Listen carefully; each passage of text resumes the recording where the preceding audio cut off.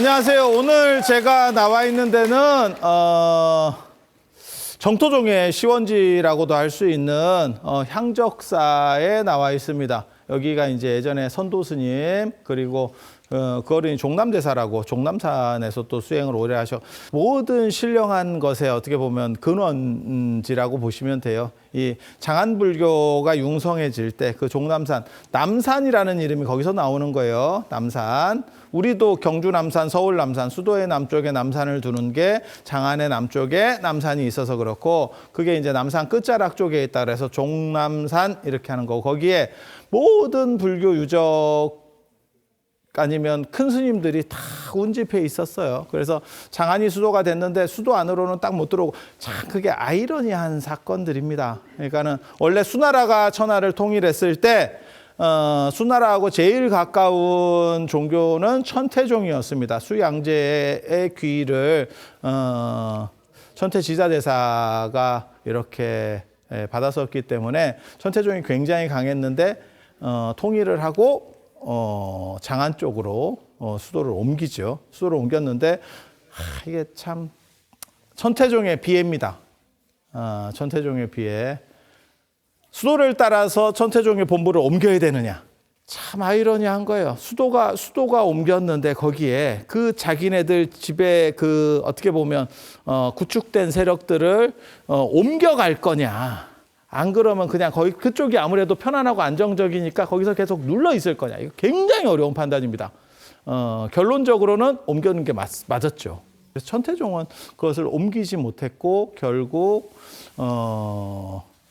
지방 종교로 이제 어떻게 보면 지방 쪽에서 강력한 세력을 가지는 그런 상황이 됐고, 그런데 이 장안 쪽으로 수도가 옮겨오면서 수나라의 수도는 대흥이에요. 근데 장안 옆입니다. 그리고 그쪽에서 이제 수도가 옮겨지고 나중에 당나라가 들어서면서 이게 불교 쪽이 무주공산이죠. 그때 호시탐탐 모이던 분들이 전부 큰 스님들이 이 종남산에 다 계셔요.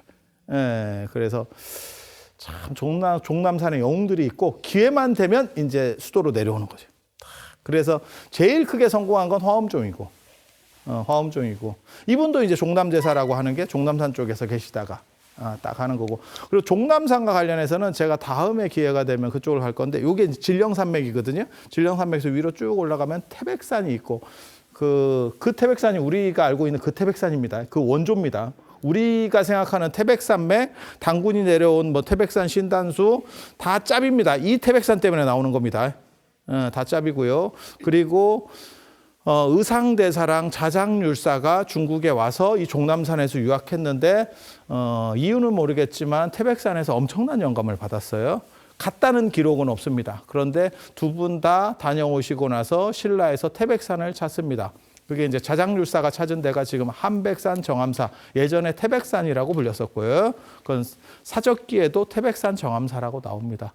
그리고 의상대사가 찾은 데가 소백산 부석사. 그런데 가보면 일주문에서부터 태백산 부석사라고 써 있어요. 그러니까 이게 태백산 신앙입니다. 그래서 저도 태백산이 도대체 뭐 하는 데인지 너무너무 궁금해. 근데 이 진령산맥 중에서는 대장이에요. 태백산이. 이해가 되시죠? 그래서 그러한 흐름들이 존재하는 아주 어떻게 보면 전체적인 중국 불교의 판이 바뀌는 게 종남산. 그리고 그것과 관련해서 우리 선도 스님도 계시는 거고, 선도 스님이 누구냐면 담난 스님이 있고, 정토종에 담난 스님이 있고, 그 다음에 도작 스님이 있고, 이 선도 스님이 3조라고 하는데 실제로 뭐 이분들이 막 연결되어 있는 건 아니고, 그리고 정토는 사상적이라기보다는 어떻게 보면 신앙적이잖아요. 그래서 뭐 화엄종, 뭐 천태종, 그 다음에 법상종, 유가법상종, 이런 절들은, 이런 종파들은 사상적이기 때문에 당신들의 흐름이 뚜렷하게 있고, 정토는 여기에 다 섞여 들어갑니다. 정토는 다 섞여 들어갈 수 있어요. 그러니까 한국 불교가 선불교, 조계종을 표방하지만 연불 하고 있잖아. 그런 게 정토예요. 그래서 정토는 자기 색깔이 약해. 그래서 여기 붙어도 되고 저기 붙어도 되고 저기 붙어도 되고, 그래서 정토가 생각보다 잘 안 무너집니다. 그래서 중국 불교의 4가지라고 얘기하면 화엄종, 천태종, 그 다음에 선종, 그 다음에 정토종 이렇게 놓는 경우들이 있거든요. 근데 정토종은 사실은 층위가 좀 달라요. 층위가 좀 달라요. 그리고 여기에 이제 또 하나 플러스 알파로 넣으면 좀 짧아서 그래요. 그 유지 기간이 짧아서 그게 이제 법상종, 육아 법상종. 슈퍼보드의 나라라 슈퍼보드의 현장 스님, 서유기의 현장 스님이 어떻게 보면 시작하셨던 그리고 시작한 사람하고 완성자가 같지 않아요. 절대. 중국 문화는 어떻게 보면 집대성자를 완성자로 놓습니다. 그러니까 시작했다 그래서 그 사람이 시작되는 게 아니야. 그래서 정토종도 이 선도 스님이 3조지만 실제로는 우리 들어올 때도 조정이라고 써 있었잖아. 정토종이 어떻게 보면 종갓집 이렇게. 그래서 여기가 이분이 딱 그 틀을 만드는 그 틀이 뭐냐? 칙명연불입니다. 지금 우리가 알고 있는 그러니까 연불이라고 하는 거는 부처님을 생각하는 거예요. 이렇게 얘기를 하는 게 이런 거는 창불이라고 하는 거고 창불이라고 그리고 되게 웃기는 거예요. 사람 이름을 계속 부른다는 게 이게 굉장히 특이한 행동입니다. 그래서 예전에 그 전등록이나 이런 데도 그 얘기가 나온다고 어머니가 계속 나무아미타불 이렇게 자꾸 부르니까 우리도 그런 거 하잖아요. 관세음보살 그러니까 옆에 며느리가 뭐라 하냐면 어머니 이렇게 부르는 거예요. 그러니까 어머니가 그 연불을 하다가 이렇게 했는데 못 들은 척해. 이 자식이 모르는 척해. 그랬더니 잘못 들었나? 이래가지고 또 이렇게 연불을 하고 있는데 또 어머니 이렇게 이랬더니 또 모르는 척해. 이거 세 번째 이러니까 이제 이게 확실하구나. 이놈이 나를 지금 매기는구나. 라고 생각해서 네가 왜 이거 시어머니를 도대체 뭘로 보고 이따구로 행동을 하느냐? 라고 했더니 그 며느리가 뭐라고 얘기하냐면 어머니는 3번만 불러도 짜증을 내는데 관세음보살이나 아미타불은 얼마나 짜증이 나겠습니까? 이렇게 얘기하는 거야. 그거는 선불교적 입장에서 정토를 까는 얘기입니다. 그 본질이 중요한 거지. 계속 이렇게 부른다는 게 그게 타당합니까?에 대한 이야기야. 그런데 선도 스님이 얘기하려는 건 뭐냐면 사람이 부처님을 생각할 수 있는데 그게 생각보다 잘 안 돼요. 이게 연불이니까 생각을 하는데 생각이 그렇게 잘 되나? 그러니까 계속 되뇌이고 떠올리고 그러니까 머릿속으로만 그냥 나무아미타불 이러면서 생각하는 것도 가한데 그러니까 제일 핵심적인 거는 여러분도 부모님을 떠올린다고 생각해 보셔요. 안 그러면 조부모님을 떠올린다고 생각해 보세요. 떠올리면 떠올라. 내가 어렸을 때 뵌 분이니까. 하지만 그게 계속 이어질 수 있느냐? 쉽지 않아. 그러니까 아버님 이름이라도 떠올리면서 하면 좀 더 잘 될 수 있어. 그게 좀 길어진다고. 그것보다 더 잘 되는 게 선도 스님은 그렇게 생각한 거야. 이름을 그냥 크게 부르라는 거지. 그러면서 그걸 상속시키면 생각이 계속 이어지도록 하면 그게 삼매가 된다. 이렇게. 그런 구조가 그러니까 언뜻 생각하기에는 굉장히 단순한 구조거든요. 그런데 그거를 어떻게 보면 체계화시켜서 완성한 게 이 선도 스님이에요. 그리고 복잡한 수행법 뭐 이런 것들 있잖아요. 대부분 다 잘 안 됩니다. 외부 확산도 잘 안 되고요. 그래서 심플한 게 원래 잘 먹혀요. 그래서 어떻게 보면 조계종이 선불교인데도 불구하고 다 정근하고 있잖아. 정근하거나 안 그러면 다란히 계속 반복. 아니 이게 더 주류예요. 거기서 그러면 절에서 초하루 보름에 참선하는 절이 몇 군데나 있겠어. 아니 생각을 해보면 그러니까 정토 이게 좀 단순한 것 같은데 생각보다는 셉니다. 그리고 이 선도 스님은 그런 걸 통해서 이제 삼매에 드는 그러니까 연불 자체가 목적이 아니고 그것을 통해서 삼매에 들고 사람이 생각이 천일해지게 어떻게 보면 화두랑 비슷해요. 화두랑 비슷해요.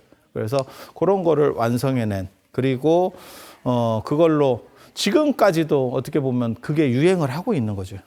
우리나라만 그런 게 아니고 뭐 일본도 그렇고 중국도 그렇고 그렇게 이제 흘러가고 있는 거고 그래서 이 향적사 이 절은 그런 의미에서는 상당히 중요한 그래서 정토종의 3조라고 흔히 얘기하는데 집대성자가 선도 스님이기 때문에 실제로는 이분이 거의 다 어떻게 좀 했다라고 생각을 하시면 돼요.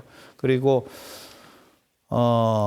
이제 법상종 이야기 잠깐 해드리도록 할게요. 법상종 하면 자은사, 자은사. 그래서 어머니를 위해서 당 고종 이치가 당신 어머니를 위해서 그 자은사를 짓고 그거 이제 주지로 현장 스님을 모시는 거죠.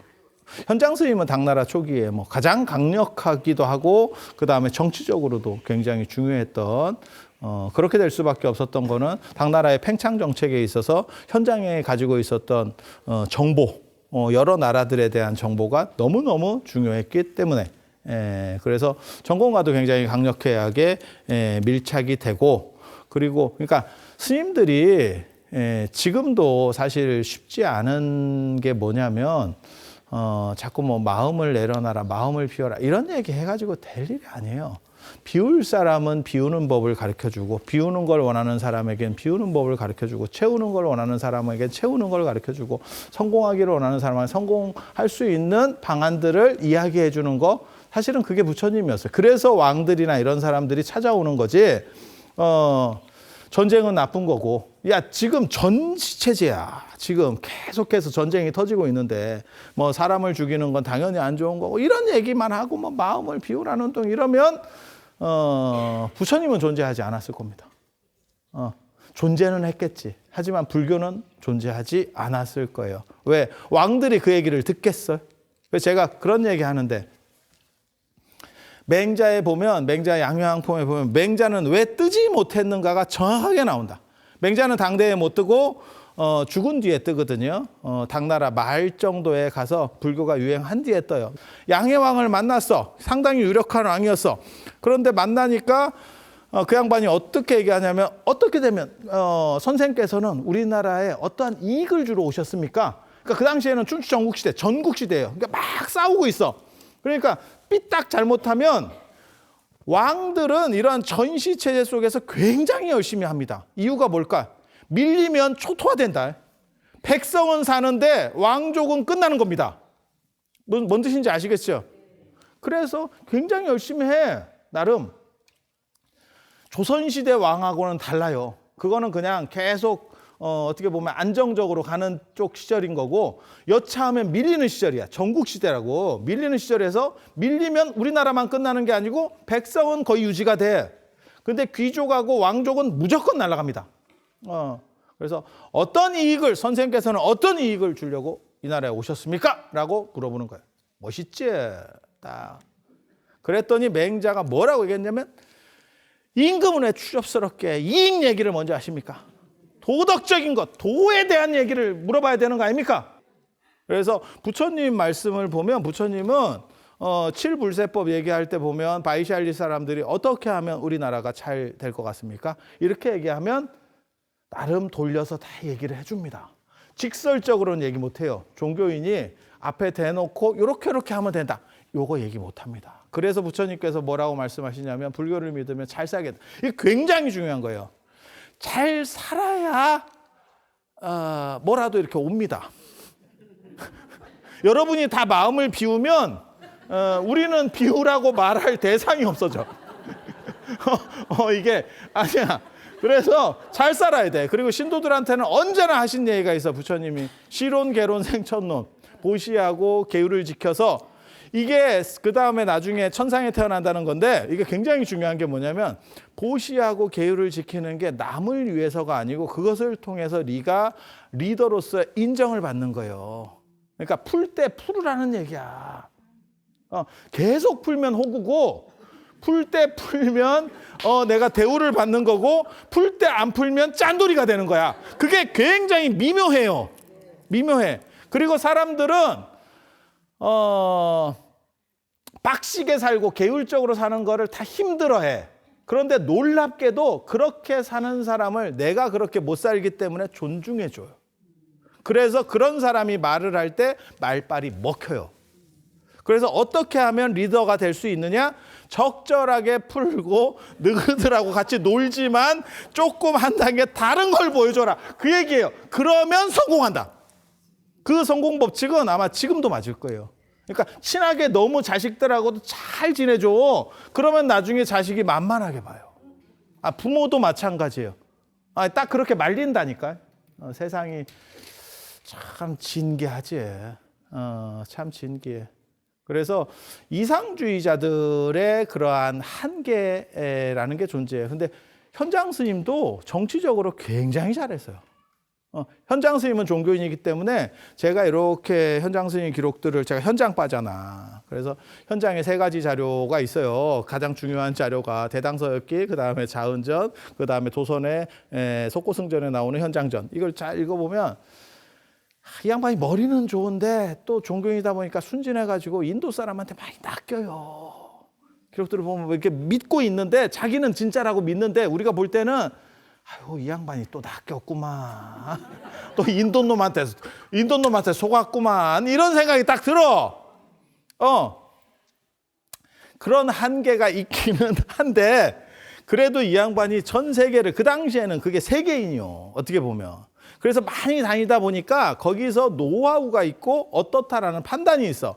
그리고 당태종이나 당고종 같은 경우는 측천무가 뒤에서 움직이기 시작하는데 이런 사람들은 머리가 좋기 때문에 그 사람이 꼭 실질적인 걸 얘기할 필요가 없어요. 어느 정도만 딱 얘기하면 판단을 합니다.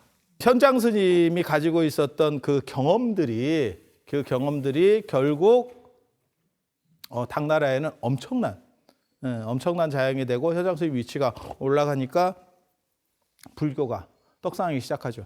그게 법상종입니다. 법상종. 그리고 그때 당고종 이치가 당시에는 어머니의 어떻게 보면 추모 사찰을 짓는데 현장 스님을 주지로 딱 해가지고 전체 감독을 다 맡겨버리는 거죠. 그때 현장 스님이 자은탑, 당신이 가지고 있었던 경전들을 보관하기 위해서 큰 기러기 탑, 안탑이라고 하는 거를 만듭니다. 안탑. 지금 이제 나중에 좀 이따가 가시게 될 거예요. 거기다 이제 경전들을 모시고 빼서 번역을 하고 이렇게. 그런데 그 경전을 모시는 안탑을 지을 때 당신이 직접 어떻게 보면 설계까지 관여하고 벽돌을 날랐다라고 하는 굉장히 뜻깊은 왜 당신은 어떻게 보면 필생의 공력 그리고 나는 번역자로서 이 불교 경전을 다 소개하는 왜냐면 그때까지도 이게 좀 불분명했거든요. 그러니까 제가 이제 좀 안타까운 거는 현장 스님 같은 분이 사실은 조금 더 뒤에 태어나서 활동을 했으면 그러니까 역사적으로만 볼 때는 되게 안타까운 게 몇 분 있어요. 그러니까 현장 스님 같은 분이 번역이 다 완료된 시절에 살았으면 훨씬 철학적으로 굉장히 올라갔을 건데 번역이 덜 된 시절에 사니까 그거를 정리하는 데 시간 쏟다가 당신 철학이 없어. 우리나라에도 그런 분들이 있어요. 추사 김정희가 글씨에 미쳐서 당신 철학을 못 만들었어요. 그리고 어떻게 보면 최근에 한국 불교에는 탄원 스님 같은 분도 철학적으로 굉장히 이렇게 성장하실 수 있는 그런 큰 그릇이었는데도 불구하고 갑자기 한글 전용이 되면서 한글로 번역하는데 그걸 누가 할 거야? 그러니까 평생에 수십 년을 번역만 하시다 보니까 당신 얘기할 시간이 없는 거예요. 우리도 봐봐 맨날 내가 진짜 공부하고 싶은 사람인데 이렇게 해가지고 이렇게 떠드는 게 좋은 게 아니에요. 여러분이 몰라서 그래. 이거는 내게 나가는 거고 들어오는 게 있어야 돼. 그래서 제가 학교를 너는 왜 미쳤다고 그렇게 학교를 많이 다니느냐. 학교에 그렇게 걸어놓으면 그렇게라도 가서 들으면서 새로운 이야기가 계속 좀씩은 들어와요. 생각하고 달라. 더 배울 게 있느냐. 아니 그런 거 다 필요 없어. 배울 거는 끝이 없는 거요.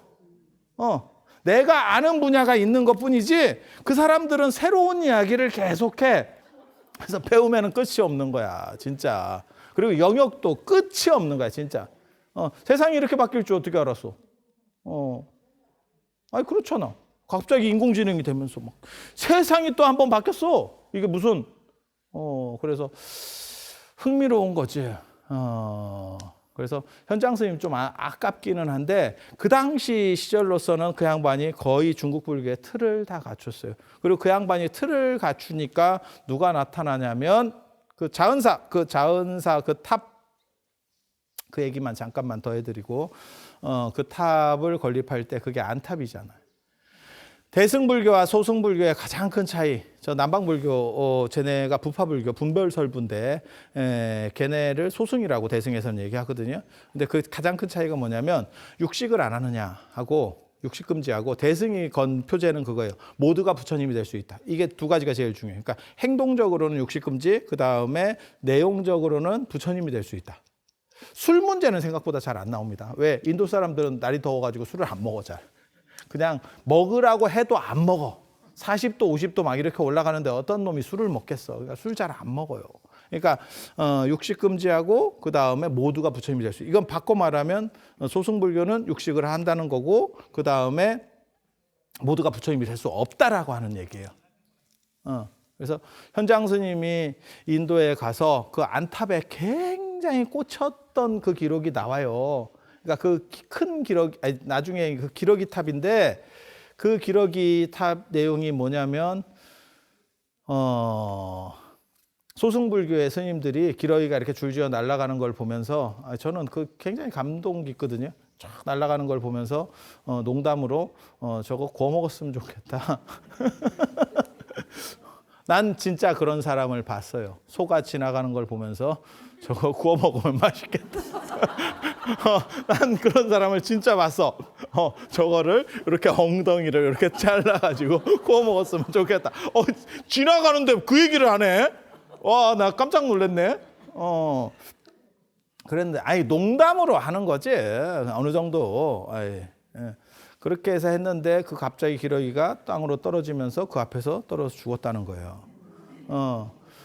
그래서 먹을 수 있는 조건이 됐는데 그걸 먹을 수 없지. 섬찟하지. 농담했는데 다큐가 왔으니까. 이게 쉽지 않지.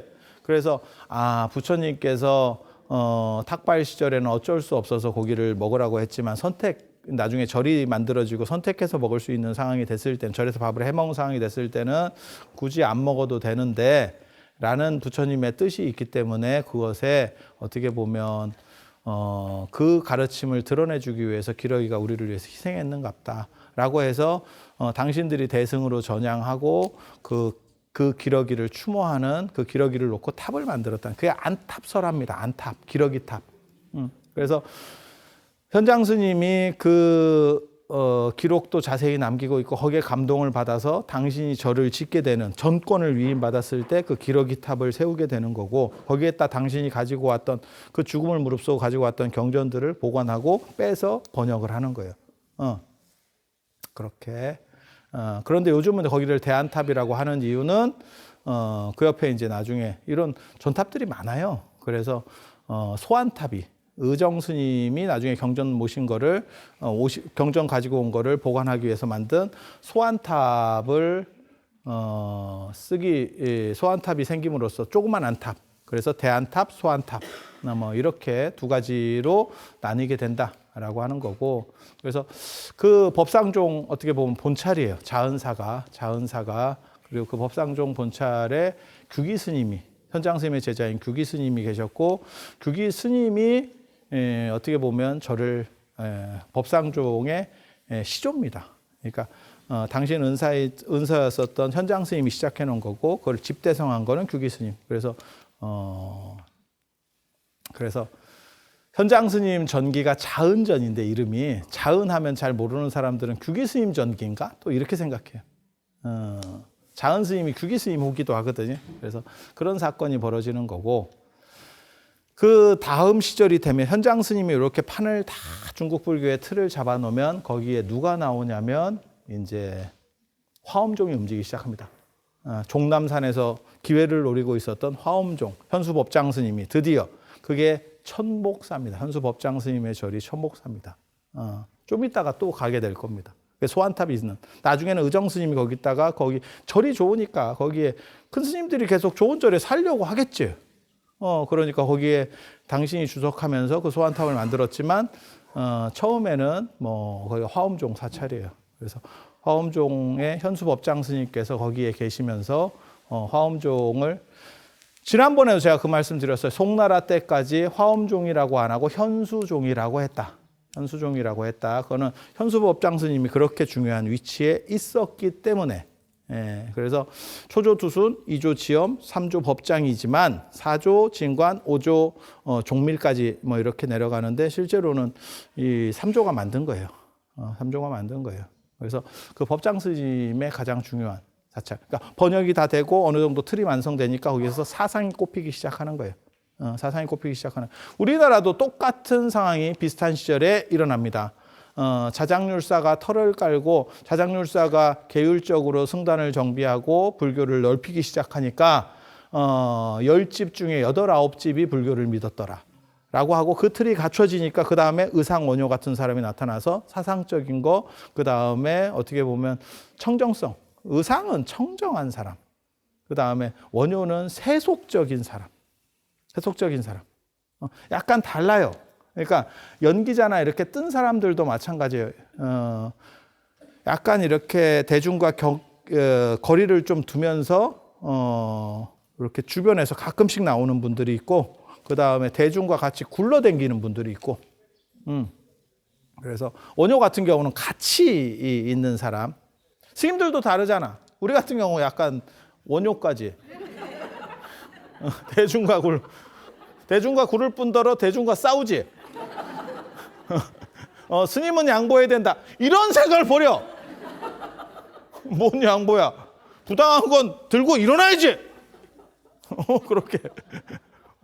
그런 과도 있고, 스님인데 그러면 안 되지. 이러면서 이렇게 모범적인 자세를 보일 수도 있고, 그러면 그 의상과.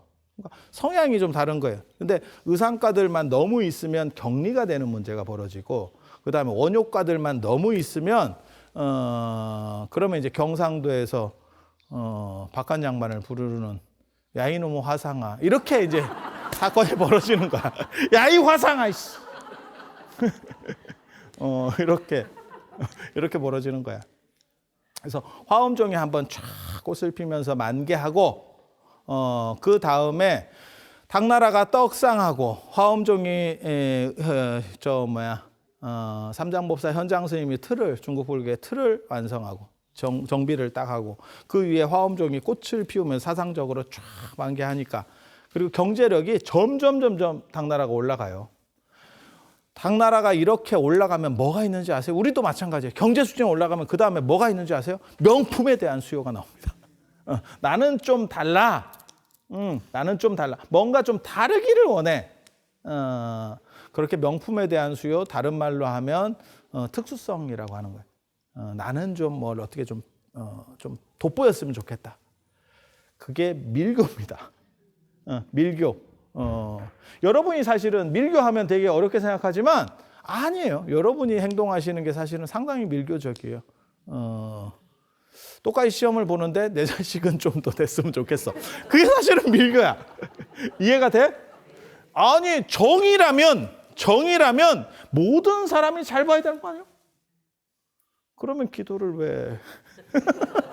그럼 기도를 왜?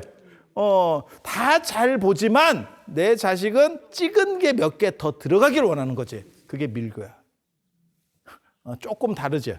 그러니까 제가 얘기하잖아요. 명품이라고 우리가 얘기하는 그 고가품들이 사실은 명품도 아니요. 진짜 명품은 한 땀 한 땀 그렇게 여러분들은 아마 명품 사지도 못할 걸, 까놓고 얘기해서. 명품을 살라고 가면 그쪽에서 당신은 자격이 안 됩니다. 이렇게 나온다. 진짜 명품은 여러분들 같이 막 뛰어가서 줄 서서 사고 이런 거는 고가품이야. 비싸. 아니, 그거가 안 좋다라고 얘기하는 거 아니야. 좋은 거야. 하지만 진짜 명품은 다르다니까. 시계도 여러분이 쓰는 롤렉스 이런 거는 그냥 살 수 있는 거고, 진짜 비싼 시계는 안 된다니까. 그렇게 살 수가 없다니까. 참고로 저도 듣기만 했지 갖고 싶습니다. 갖고 싶습니다. 나 그런 새가 이때 몰라, 이때. 그리고 진짜 있는 거야. 진짜 있어. 그래서 그 사람의 위치를, 근데 내가 그거는 모르겠고 그거는 알아. 나도 내가 예전에 그 신용카드 신청할 때 이렇게 보니까 됐다, 이렇게 비싼 카드가 있더라고. 연회비가 비싼 카드가 있어. 그래서 그건 뭔가 이렇게 봤더니 그거는 신청서를 넣으면 걔네가 선별을 해서 진짜야. 그냥 신청하면 바로 고맙습니다 하고 이렇게 발급해 주는 게 아니고 되는지 안 되는지 그 사람의 소득이나 이런 걸 판단해 가지고 이렇게 상위 몇 프로만 나가. 그게 있어요. 아마 그렇겠지, 명품도. 왜냐면 그래야 이게 자기네 브랜드 관리가 되겠지. 우리 같은 사람이 어중이 떠중이 갖고 다니면 이게 특수성에 대한 요구라는 거예요. 그러니까 못 먹고 못 살 때는 먹고 사는, 여러분이 이팝의 고깃국을 얘기할 때는 이팝의 고깃국으로 행복했어. 근데 지금은 야, 이 영감아, 밥만 먹고 사냐? 이거 아니요. 아니, 맞잖아. 이게 우리 속담에도 있어. 말 타면 종자 부리고 싶다고. 다 그렇게 올라가는 거예요. 세상이 참 그런 거야. 그래서 당나라가 떡상하고 경제력이 쫙 올라오니까 나에 대한 특수한, 나만 좀 잘 됐으면 좋겠어. 내가 재앙이 없고, 쉽게 말해서 뭐 병이 좀 안 생기고. 근데 그런 생각 안 해보셨으니까 자식에 대한 기도 말고, 그거는 조금 어떻게 보면 또 그것도 한 단계 넘어선 얘기고, 내 일로 한번 봐봐. 내 일로. 제가 늘상 하는 얘기 있잖아요. 건강이라고 하는 게 이렇게 떨어지는 게 아니고, 나이를 먹으면 이렇게 떨어지는 게 아니고, 이렇게 가다가 어느 순간에 이렇게 가다가 번지점프를 해요. 그 해에 눈이 갑니다. 사람마다 달라. 그 해에 귀가 갑니다. 그 해에 이명이 옵니다. 그 해에 비문증이 옵니다. 아니, 그게 다 달라. 그런데 80을 드시고도 신문을 볼 수 있는 사람이 있고, 50도 안 돼서 문자를 보면 10m 밖에서도 보여. 그 문자가, 그 사람 문자가 보여.